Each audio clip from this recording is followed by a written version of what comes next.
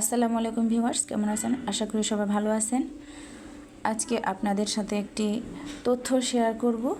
আপনারা আমার সঠিক প্রশ্নের উত্তরটা কমেন্টে দিয়ে যাবেন।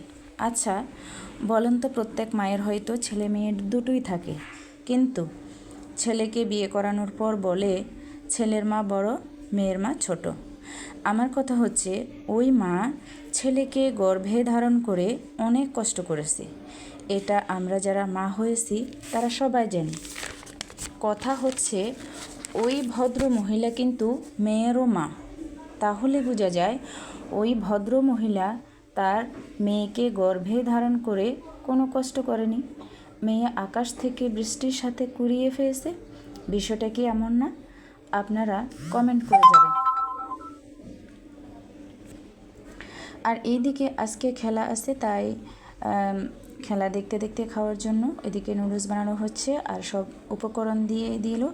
এখানে দেওয়া হয়েছে সস, সব কিছু দিয়ে দেওয়া হলো, মশলাও দিয়ে দেওয়া হয়েছে। এখানে ম্যাগি মশলা প্লাস নুডলসের সাথে যে মশলাগুলো আছে ওগুলোও দিয়ে দেওয়া হচ্ছে। একটু করে পানি দিয়ে তারপর এতে মাংসগুলোও দেওয়া হচ্ছে।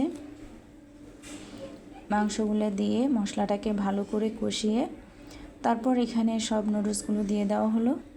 এবার ভালো করে উল্টে পাল্টে নিয়ে মশলাগুলোর সাথে অ্যাড করে নিলে খাওয়ার জন্য রেডি। দেখতে পাচ্ছেন কেমন হয়েছে। যদি ভালো লাগে লাইক কমেন্ট শেয়ার করবেন। এই তো, আর সাথে ডিম পোস্ট করা হয়েছে এগুলোর সাথে খাওয়ার জন্য। তো সবাই ভালো থাকবেন, সুস্থ থাকবেন। যারা নতুন আমার চ্যানেলটি সাবস্ক্রাইব করে দিবেন। আল্লাহ হাফেজ।